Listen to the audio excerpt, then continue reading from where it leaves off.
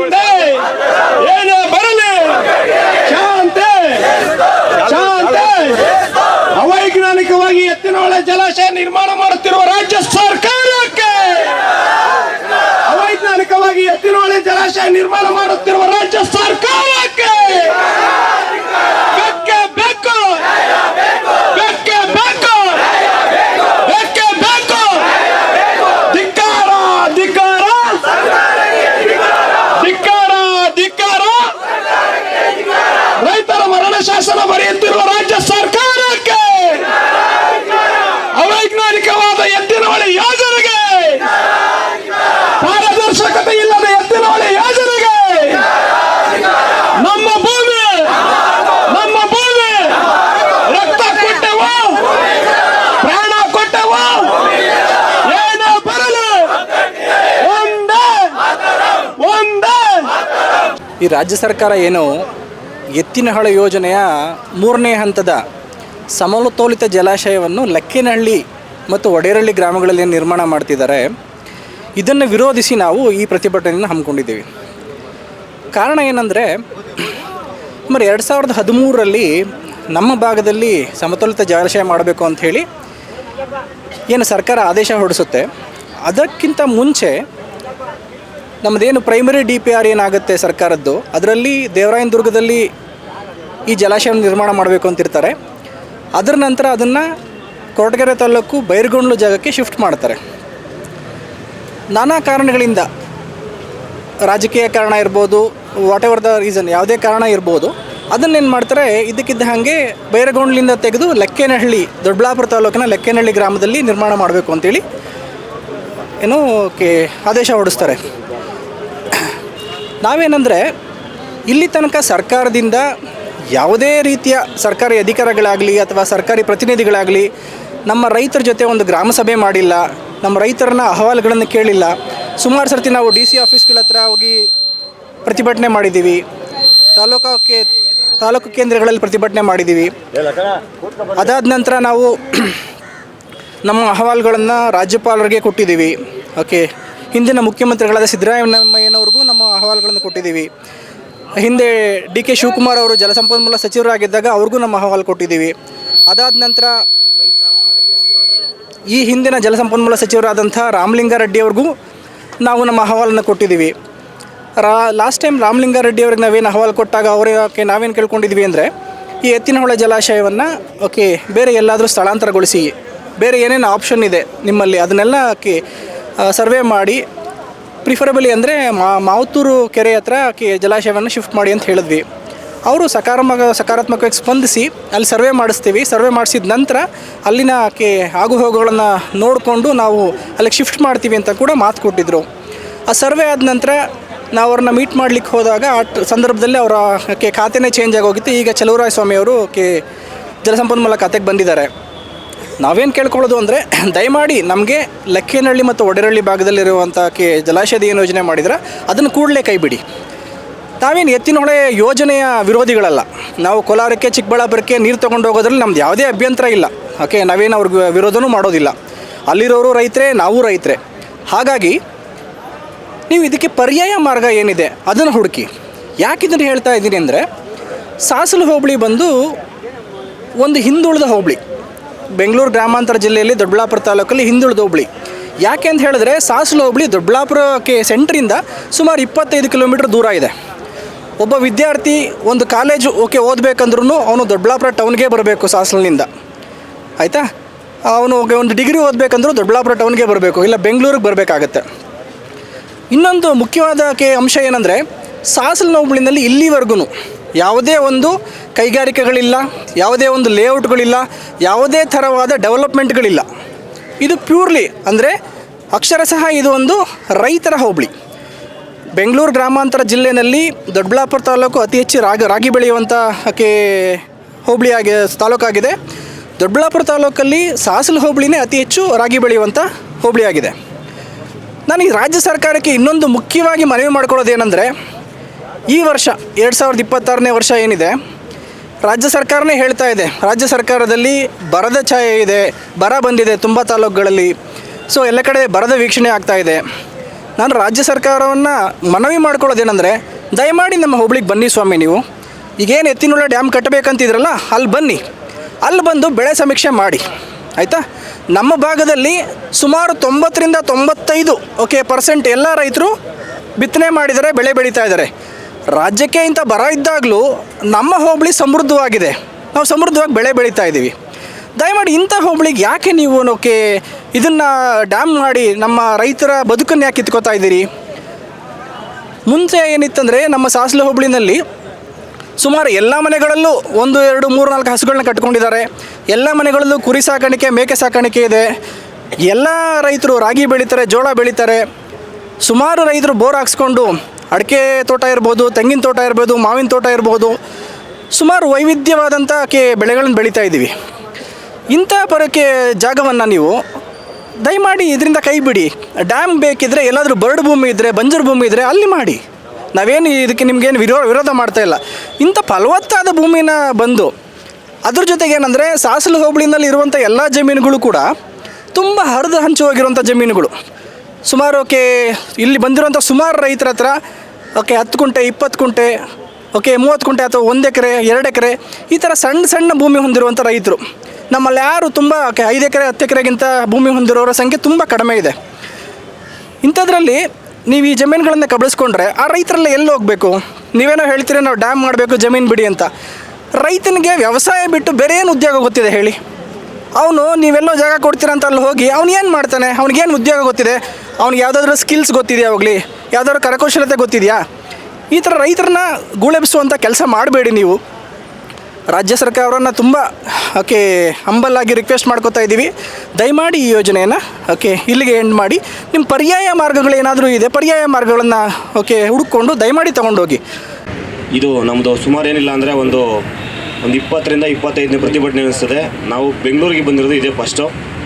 ಈ ಒಂದು ಪ್ರತಿಭಟನೆಗೆ ನಮ್ಮ ನೀರಾವರಿ ಸಚಿವರ ಅವರ ಅನುಮತಿಯ ಮೇರೆಗೆ ಅವರ ಕಾರ್ಯದರ್ಶಿಗಳು ಬಂದಿದ್ದಾರೆ. ಅವ್ರಿಗೆ ನಮ್ಮ ರೈತರ ಪರವಾಗಿ ಅಭಿನಂದನೆಗಳನ್ನು ಸಲ್ಲಿಸ್ತಾ ಇದ್ದೀವಿ. ತಮ್ಮಲ್ಲಿ ನಾವು ಮನವಿ ಮಾಡ್ಕೊಳ್ಳೋದೇನೆಂದರೆ ಸರ್, ಎತ್ತಿನಹೊಳೆ ವಿಚಾರವಾಗಿ ನಾವು ಸುಮಾರು 2014ರಲ್ಲಿ ಈ ಎತ್ತಿನಹೊಳೆ ಒಂದು ಡ್ಯಾಮ್ನ ಬಫರ್ ಡ್ಯಾಮನ್ನು ತಂದು ಫಸ್ಟು ಇದು ಸಿದ್ಧಗಂಗೆ ಹತ್ರ ಒಂದು ದೊಡ್ಡದೊಂದು ಬೆಟ್ಟ ಐತೆ, ಅಲ್ಲಿ ಮಾಡಬೇಕು ಅಂತ ಅಂದ್ಕೊಂಡಿದ್ವಿ, ದೇವರಾಯನದುರ್ಗದ ಬೆಟ್ಟ ಅಂತ.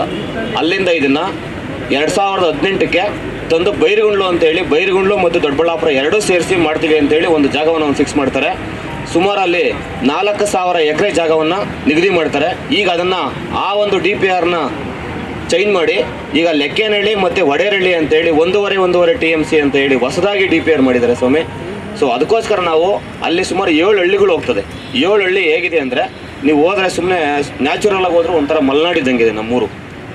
ಒಂದೇ ಊರಿನಲ್ಲಿ ಒಂದು ವರ್ಷಕ್ಕೆ ಮಿನಿಮಮ್ ಅಂದರೆ 2ರಿಂದ 3 ಕೋಟಿ ಅಡಿಕೆ. ನಮ್ಮ ಒಂದೇ ಊರು ಸಿಂಗೇನಹಳ್ಳಿ ದಾಸರಪಳ್ಳಿ ಅಂತ ಒಂದೇ ಊರದು ಮಜರಾ ಗ್ರಾಮ, 2.5ರಿಂದ 3 ಕೋಟಿ ನಾವು ಅಡಿಕೆ ಮಾಡ್ತೀವಿ ಒಂದು ವರ್ಷಕ್ಕೆ. ಸುಮಾರು 7 ಹಳ್ಳಿಯಲ್ಲಿ ಒಂದು 12ರಿಂದ 13 ಕೋಟಿಗೆ ಅಡಿಕೆ ವಹಿವಾಟು ನಡೀತದೆ. ಸುಮಾರು ಏನಿಲ್ಲ ಅಂದರೆ ಅಲ್ಲೊಂದು 5ರಿಂದ 6 ಸಾವಿರ ಜನಸಂಖ್ಯೆ ಇರ್ತಕ್ಕಂಥ ಜಾಗ. ಸುಮಾರು ದನಗಳು, ಕರುಗಳು, ಮೇಕೆಗಳು, ಈ ಬರೀ ಕಾಡು ಪ್ರಾಣಿಗಳೇ ಸುಮಾರು ಇಲ್ಲ ಅಂದರೆ 10ರಿಂದ 15 ಸಾವಿರ ಸಾಕಾಣಿಕೆ ಮಾಡ್ಕೊಂಡು ಅವರಿಗೆಲ್ಲ ಕುರಿ ಶೆಡ್ಡು ಅದು ಇದು ಮಾಡ್ಕೊಂಡು. ನಾವು ಕೇಳ್ತಾ ಇರೋದಿಷ್ಟೇ, ಈ ಎತ್ತಿನಹೊಳೆ ಜಾಗ ಆಗ್ತಾ ಇತ್ತಲ್ಲ, ಈ ಜಾಗ ಅದ್ರ ಮೇಲ್ಗಡೆ ಇಡೀ ಬೆಂಗಳೂರ್ದು ಏನಿದೆ ಕಸ, ಈ BBMP ಕಸ ಏನಿದೆ, ಟೆರಾಫಾರಮ್ಮು MSGP ಅಂತೇಳಿ 2 ಘಟಕ ಓಪನ್ ಇದೆ. ಅದ್ರ ಕರ್ಮನೇ ನಾವು ಇದುವರೆಗೂ ಅನುಭವಿಸ್ತಾ ಇದ್ದೀವಿ. 150 ಅಡಿ ಕೊರೆದ್ರೆ ನಮಗೆ ಗಲೀಜು ನೀರು ಗೊತ್ತಾಗಿದೆ. ಸೊ ಅಂಥ ಜಾಗದಲ್ಲಿ ತಂದು ನೀವು ಈ ಜನಗಳನ್ನೆಲ್ಲ ಒಕ್ಕಲೆಬ್ಬರಿಸಿ ನೀವು ತಗೊಂಡೋಗಿ ಡ್ಯಾಮ್ನ ಮಾಡ್ತೀವಿ ಅಂತ ಹೊರಟ್ರೆ ನಾವು ಅಲ್ಲಿರ್ತಕ್ಕಂಥ ಜನ ಏನಾಗಬೇಕು? ಆಮೇಲೆ ನಾವು ರೈತರು ನಮ್ಮ ಭೂಮಿನ ಕೊಡೋದಕ್ಕೆ ನಾವು ಇಲ್ಲಿ ಬೆಂಗಳೂರಿಗಾನ ಬಂದು ಮನೆಗೆ ನೋಡಿ, ರಾಗಿ ಬಿತ್ತನೆ ಸೀಸನ್ನು ಇಲ್ಲಿ ಬಂದು ನಾವು 100 ಜನ ಕುತ್ಕೊಂಡು ಊಟ ಇಲ್ಲದೆ ನಿಮ್ಮ ಹತ್ರ ಪರ್ಮಿಷನ್ಗಳು ತಗೊಂಡು ಈ ಪೊಲೀಸರ ಕಾಟ ತಡ್ಕೊಂಡು ನಾವು ಇಲ್ಲಿ ಪ್ರತಿಭಟನೆ ಮಾಡೋ ಅಂತ ಅವಕಾಶ ನಮ್ಗೇನೈತೆ ಸ್ವಾಮಿ? ನಮ್ಮ ಜಾಗನ ಕಿತ್ಕೊಳ್ಳೋದಕ್ಕೆ ನಾವು ಯಾಕೆ ಇಷ್ಟು ಕಷ್ಟಪಡ್ಬೇಕು? ಹೇಳ್ತಾರಲ್ಲಿ ಪ್ರಜಾಪ್ರಭುತ್ವ ವ್ಯವಸ್ಥೆಯಲ್ಲಿ ರೈತನೇ ಸುಪ್ರೀಂ, ರೈತ ಹೇಳಿದ್ಮೇಲೆ ಏನಿಲ್ಲ. ನಾವು ನಿಮಗೆ ಅಧಿಕಾರ ಓಟ್ ಹಾಕಿ ನಿಮ್ಮನ್ನು ಚುನಾಯಿತ ಪ್ರತಿನಿಧಿಗಳು ಮಾಡಿ ನಿಮ್ಮ ವಿಧಾನಸೌಧದಲ್ಲಿ ಹೋಗಕ್ಕೆ ಅವಕಾಶ ಬನ್ನಿ.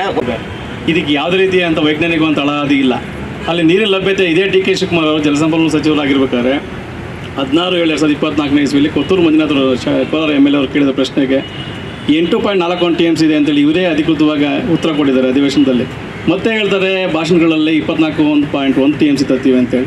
75 ಲಕ್ಷ ಜನಗಳಿಗೆ ನಾವು ನೀರು ಕುಡಿಯೋಕ್ಕೆ ಕೊಡ್ತೀವಿ ಅಂತಾರೆ. 75 ಲಕ್ಷ ಜನಗಳಿಗೆ ನೀರು ಕುಡಿಯೋಕ್ಕೆ ಕೊಡುವಾಗ 14 TMC ಅಂತ ಅಂದಾಜು ಬೇಕು.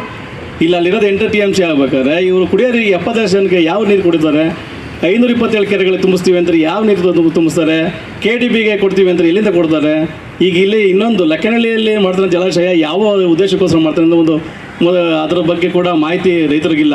ರೈತರಿಗೆ ಸರಿಯಾದ ಮಾಹಿತಿ ಕೊಡದೇ ಇರೋದು ಕಾರಣಕ್ಕೋಸ್ಕರ ಇವ್ರು ಏನೇನೋ ರೈತರಿಗೆ ಬೇಕಾದಂಗೆ ಮಾಡ್ತಾ ಇದ್ದಾರೆ. ಅದನ್ನು ಖಂಡಿಸ್ತಾರೆ ಅಧಿಕಾರಿಗಳು, ಏನೇನಾಗಿರ್ಬೋದು ನಿಮ್ಗೆ ಗೊತ್ತಿಲ್ಲ ಅಂತೇಳಿ. ಅವ್ರು ಸರಿಯಾದ ಮಾಹಿತಿ ಯಾಕೆ ಕೊಡ್ತಾ ಇಲ್ಲ? ಗ್ರಾಮ ಸಭೆಗಳು ನಡೆಸ್ತಾ ಇಲ್ಲ. ನಡೆಸೋದಕ್ಕೊಂದು ಉತ್ತರದಾಯಿತ್ವ ಬಿಡುವ ಸರ್ಕಾರಕ್ಕೆ. ಅಧಿಕಾರ ಅಂತೇಳಿ ಮನಸ್ಸೋಚನೆ ನಡ್ಕೊಂಡ್ರೆ ಅದು ಉತ್ತರದಾಯಿತ್ವ ಸರ್ಕಾರ, ಪ್ರಜಾಪ್ರಭುತ್ವ ಸರ್ಕಾರ ಆಗುತ್ತಾ? ಲಕ್ಕನಹಳ್ಳಿ ಬಂದಂಥ 21/6/2025 ಇಲ್ಲಿ ಬಂದಂಥ DK ಶಿವಕುಮಾರ್ ಅವರು ರೈತರು ಮಾಡಬೇಕು ಅಂತ ದುಂಬಾಲು ಬಿದ್ದರೂ ಕೂಡ ಅವ್ರು ಕೇರ್ ಮಾಡ್ದಂಗೆ ಓದ್ತಾರೆ ಅಂದರೆ ಏನಂತ ರೈತರ ಬಗ್ಗೆ ಅಷ್ಟು ನಿರ್ಲಕ್ಷ್ಯ ಯಾಕೆ? ರೈತರದ್ದು ಮಾಡಿದ್ರೆ ಅಷ್ಟು ರೈತರು ಅಂದರೆ ಅಷ್ಟು ಭಯಂಕರ ಕಾಣ್ತಾ ಇದ್ದಾರೆ ಇವ್ರಿಗೆ. ಒಂದೆರಡು ಜನ ನಿಂತ್ಕೊಂಡು ಮಾಡೋ ಅಷ್ಟು ರೈತರಿಗೆ ಇವ್ರಿಗೆ ಬೇಕಾದ್ರೆ ಇವ್ರ ಮನೆಗಳು ಕರೆಸ್ಕೊಂಡು ವಿಧಾನಸೌಧ ಕರೆಸ್ಕೊಂಡು ಕಚೇರಿಗಳು ಕರೆಸ್ಕೊಂಡು ಮಾಡ್ತಾರೆ ಅಂದರೆ ಮತ್ತೆ ರೈತರು ನಾಡಿನ ಪ್ರಜೆಗಳಲ್ವಾ? ಬರೀ ಬಂಡವಾಳಶಾಹಿಗಳು, ಅಧಿಕಾರಿಗಳು ಅಂತ ಶ್ರೀಮಂತರು, ವೈಟ್ ಕಲರ್ ಜನಗಳೇ ಇವ್ರಿಗೆ ನಾಗರಿಕರ ಕಾಣಿಸ್ತಾ ಇದ್ದಾರಾ? ಬಟ್ಟೆ ಮಾಸಿರ ಭಟ್ರ ಅಂತ ರೈತರು ಅವ್ರಿಗೆ ನಾಗರಿಕರು ಕಾಣ್ತಾ ಇಲ್ವಾ? ಪಾಯಿಂಟ್ ಹೇಳ್ತಿದ್ದೀನಿ ಸರ್, ಪಾಯಿಂಟ್ ಇದ್ದೀನಿ, ಇರಿಟೇಟ್ ಆಗಬೇಡಿ, ಪಾಯಿಂಟ್ ಮಾಡ್ತಿದ್ದೀನಿ.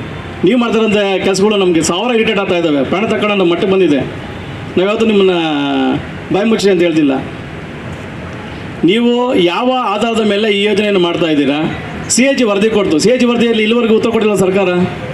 CAG ವರದಿಯಲ್ಲಿ ಅಕ್ರಮವಾಗಿ ಎಷ್ಟಿದೆ ಆರೋಪಗಳು ಮಾಡಿ ಸರ್ಕಾರದ ಮೇಲೆ ಯಾಕೆ ಉತ್ತರ ಕೊಡ್ತಾ ಇಲ್ಲ? CAG ವರದಿಯನ್ನು ನಿರ್ಲಕ್ಷ್ಯ ಮಾಡೋಂಥದ್ದಲ್ವಲ್ಲ, ಸರ್ಕಾರ ಸಲ್ಲಿಸಿದೆಯಲ್ಲ CAG ವರದಿಯನ್ನು. ಗುತ್ತಿಗೆದಾರರ ಬಗ್ಗೆ ಆರೋಪ ಮಾಡಿದೆ, ಒಂದು ಮೇಲ್ವಿಚಾರಣಾ ಸಮಿತಿನೇ ಇಲ್ಲ ಅಂತೇಳಿ ಹೇಳಿದೆ. ಯಾಕೆ ಮಾಡ್ತಾ ಇಲ್ಲ ಮೇಲ್ವಿಚಾರಣಾ ಸಮಿತಿ? ನೀರಿನ ಲಭ್ಯತೆ ಇಲ್ಲ ಅಂದರೂ ಕೂಡ ಯಾಕೆ ನೀವು ಈ ಯೋಜನೆಯನ್ನು ಬಲವಂತವಾಗಿ ಮುಂದಕ್ಕೆ ತಗೊಳ್ತೀರಾ? ಇದೇ DK ಶಿವಕುಮಾರ್ ಹೇಳ್ತಾರೆ, ಹಿಂದಿನ ಸರ್ಕಾರ ಬಿಟ್ಬಿಟ್ಟಿತ್ತು ಈ ಯೋಜನೆಯನ್ನು, ನಾವು ತುಂಬ ಕಷ್ಟಪಟ್ಟು ಜೀವ ತುಂಬಿದ್ವಿ. ಯಾವ ರೀತಿ ಜೀವ ತುಂಬಿರಿ? ಹಿಂದಿನ ಸರ್ಕಾರ ಬಿಟ್ಟಿದ್ದು ಯಾಕೆ? ಯಾವ ಕಾರಣಕ್ಕೋಸ್ಕರ ಬಿಡ್ತು? ನೀವು ಈಗ ಯಾಕೆ ಈ ಯೋಜನೆಯನ್ನು ಯಾವ ಆಧಾರದ ಮೇಲೆ ಏನು ಜೀವ ಬಂದಿದೆ ಅದಕ್ಕೆ? ನೀವು ಯಾವ ರೀತಿಯಲ್ಲಿ ಈ ಯೋಜನೆಯನ್ನು ಮುಂದೆ ಅದನ್ನು ಮಾಹಿತಿ ಕೊಡಿ. ನಾವು ಕೇಳಿದ್ರೆ ಮಾಹಿತಿ ಅಷ್ಟೇ. ರೈತರು ಪ್ರಶ್ನೆ ಕೇಳ್ಬೋದು, ಮಾಹಿತಿನೂ ಕೇಳ್ಬೋದು. ಅಂದರೆ ಇದೇನಿದು? ಯಾವ ರೀತಿಯಾದ ಸರ್ಕಾರ ನಡೆಸ್ತಾ ಇದ್ರಿ ನೀವು? ಗ್ರಾಮ ಸಭೆಗಳು ನಡೆಸೋಕ್ಕೇನು? ಇರೋ ಮಾಹಿತಿ ಪ್ರಕಾರ ಹಾಸನ ಜಿಲ್ಲೆಯಲ್ಲಿ ನೀವು SA ಮಾಡಿದ್ದೀರಾ, ಸಾಮಾಜಿಕ ಪರಿಣಾಮ ಅಧ್ಯಯನ ನಡೆಸಿದ್ದೀರಾ ಅಂತ ಮಾಹಿತಿ ಇದೆ. ಇಲ್ಲಿ ಯಾಕೆ ನೀವು ವಿನಾಯಿತಿ ತಗೊಂಡ್ರಿ? 2/7/2026 ವಿನಾಯಿತಿ ಪಡ್ಕೊಂಡು ಅದು ಅಧಿಸೂಚನೆ ಮಾಡಿಸಿದ್ರಲ್ಲ, ಯಾಕೆ ಇಲ್ಲಿ ಯಾಕೆ ಮಾಡೋಕ್ಕಾಗಿಲ್ಲ? SIನ ಸೋಷಿಯಲ್ ಇಂಪ್ಯಾಕ್ಟ್ ಅಸೆಸ್ಮೆಂಟ್ ಇಲ್ಲಿ ಯಾಕೆ ಮಾಡ್ತಾ ಇಲ್ಲ? ಹಾಸನದಲ್ಲಿ ಮಾಡೋಕ್ಕಾಗುತ್ತೆ. ಇದೇ ಯೋಜನೆ ತಾನೆ. ಈ ಅಲ್ಲಿ ನೀವು ಮಾಡ್ತಾ ಇರೋದು, ಅಲ್ಲಿಂದ ಮಾಡ್ತಾರೆ, ಇಲ್ಲಿ ಮಾಡ್ತಾರೆ. ನೀವು ಹೇಳೋ ಪ್ರಕಾರ ಕುಡಿಯೋ ನೀರು ಯೋಜನೆ ಹಾಗಾಗಿ ಇಲ್ಲಿ ಸೆಕ್ಷನ್ 10A ನೀವು ವಿನಾಯಿತಿ ಕೊಡಿ ಅಂತೇಳಿ ಅಧಿಸೂಚನೆ ಹೊಡಿಸ್ತೀರಾ? SI ಸೋಷಿಯಲ್ ಇಂಪ್ಯಾಕ್ಟ್ ಅಸೆಸ್ಮೆಂಟ್ ಮಾಡೋಕ್ಕಾಗಲ್ಲ ಅಂತೇಳಿ ಹಾಸನದಲ್ಲಿ ಮಾಡ್ತಿರಲ್ಲ, ಯಾಕೆ ಮಾಡಿದರೆ? ಅಲ್ಲೊಂದು ನ್ಯಾಯ ಇಲ್ಲೊಂದು ನ್ಯಾಯನಾ? ಈಗ ನೀರು ಲಭ್ಯತೆ ಬಗ್ಗೆ ನೀವು ನಿಖರವಾಗಿದೆಯಾ? ತುಂಬ ಈಗ ಆರಂಭ ಆದಾಗಲಿಂದ ಈ ಯೋಜನೆ ಇದ್ರ ಬಗ್ಗೆ ಸಾರ್ವಜನಿಕವಾಗಿ ತುಂಬ ವಿರೋಧ ಕೇಳಿ ಬಂದಿದೆ. ಅದ್ರ ಬಗ್ಗೆ ನೀವು ಪರಿಶೀಲನೆ ವೈಜ್ಞಾನಿಕವಾಗಿ ಅಧ್ಯಯನ ಮಾಡಿಸಿದ್ದೀರಾ? ಯಾವುದೇ ರೀತಿ ಮಾಡಿದೆ ಜನಗಳನ್ನ ನಾವು ಇಲ್ಲಿ ಜಲಾಶಯನ ಯಾಕೆ ಮಾಡ್ತಾ ಇದ್ದೀರಾ? ಕುಡಿಯೋ ನೀರು ಯೋಜನೆಗೂ ಜಲಾಶಯಕ್ಕೆ ಏನು ಸಂಬಂಧ? ಅದು ದಯವಿಟ್ಟು ಅದಾದರೂ ಹೇಳಿ. ಎಲ್ಲ ರೈತರಿಗೂ ಸಾರ್ವಜನಿಕರಿಗೂ ಇಲ್ಲಿ ನಡೆದಿರೋರಿಗೆ ನಮಸ್ಕಾರ ತಿಳಿಸ್ತೇನೆ. ಈ ಒಂದು ಸ್ಟ್ರೈಕ್ ಆಗ್ತಾ ಇರೋದು ನನ್ನ ಗಮನಕ್ಕೆ ಮತ್ತು ನಮ್ಮ ಇಲಾಖೆ ಗಮನಕ್ಕೆ ಬೆಳಗ್ಗೆ ಬರ್ತದೆ. ಸೊ ನಮ್ಮ ಮುಂಚಿತವಾಗಿ ಬರ್ತೀನಿ, ನೀವು ಬಂದಿರಲ್ಲ. ತಮ್ಮ ಮನವಿ ಏನಿದೆ ಇದನ್ನು ಸರ್ಕಾರದಕ್ಕೆ ಈಗಲೇ ಇದನ್ನು ಕೊಟ್ಬಿಟ್ಟು ಸರ್ಕಾರ ಯಾವತ್ತಿದ್ರೂ ಈಗ ಇವರಿಬ್ಬರು ಮಾತಾಡಿದ್ರು, ಅದ್ರ ಪ್ರಕಾರ ನಾನೇನಾದರೂ ಕಾಮೆಂಟ್ ಮಾಡೋಕ್ಕೆ ಹೋಗಲ್ಲ. ಅದು ನಿಮ್ಮ ವ್ಯಕ್ತಿ ಸ್ವತಂತ್ರ ಅದು. ಆದರೆ ಸರ್ಕಾರ ಯಾವಾಗಲೂ ರೈತರ ಪರ ಇದೆ, ರೈತರಿಗೆ ಪರವಾಗಿ ನಿಲ್ಲುತ್ತೆ. ನಿಮಗೆ ತೊಂದರೆ ಆಗೋಂಥ ಕೆಲಸ ಯಾವುದೂ ಮಾಡಲ್ಲ ಅಂತ ಅಷ್ಟು ಮಾತ್ರ ನಾನು ಹೇಳ್ಬರ್ತೀನಿ. ಮತ್ತು ನಿಮ್ಮ ಮನವಿಲಿ ಏನಿದೆ ಅದು ಸರ್ಕಾರ ಗಮನಕ್ಕೆ ತಂದು ಸರ್ಕಾರದಿಂದ ಯಾವ ರೀತಿಯಲ್ಲಿ ಅನುಕೂಲ ಮಾಡ್ಬೋದು ಅಂಥೇಳಿ ತಮಗೆ ಮತ್ತೆ ತಿಳಿಸ್ತೀನಿ. ಇಲ್ಲಿ ನಿಮ್ಮ ನಂಬರ್ಗಳು ಕೊಟ್ಟಿದ್ರೆ ಅನುಕೂಲ ಆಗಿದ್ದೀನಿ. ಸೊ ದಯವಿಟ್ಟು ಸ್ಟ್ರೈಕ್ನ ಕಾಲ್ ಆಫ್ ಮಾಡಿ. ನಮ್ಮ ಪೊಲೀಸ್ ಸಿಬ್ಬಂದಿಯವ್ರಿಗೂ ಬೇರೆ ಅನೇಕ ಕೆಲಸಗಳಿರ್ತವೆ. ತಾವುಗಳು ದೂರದಿಂದ ಬಂದಿರ್ತೀರಿ, ಊಟ ಮಾಡಿರಲ್ಲ ಎಷ್ಟೊತ್ತಾದರೂ. ದಯವಿಟ್ಟು ಸಮಾಧಾನವಾಗಿ ನಾವು ನಿಮ್ಗೆ ಏನೇನು ಕೊಟ್ಟಿದ್ದೀರ ಮನವಿಯನ್ನು ನಾವು ಪರಿಗಣಿಸ್ತೀವಿ. ಅದನ್ನು ಕೂಲಂಕುಷವಾಗಿ ನೋಡಿ ಸರ್ಕಾರ ರೈತರ ಪರವಾಗಿ ತೀರ್ಮಾನ ತಗೊಳ್ತಿದೆ. ಇಷ್ಟು ಮಾತ್ರ ಹೇಳಬಲ್ಲೆ. ಮುಂದೆ ಸರ್ಕಾರ ತಗೊಳ್ಳೋ ನಿರ್ಧಾರನ ನಿಮಗೆ ಖಂಡಿತ ತಿಳಿಸ್ತೀನಿ.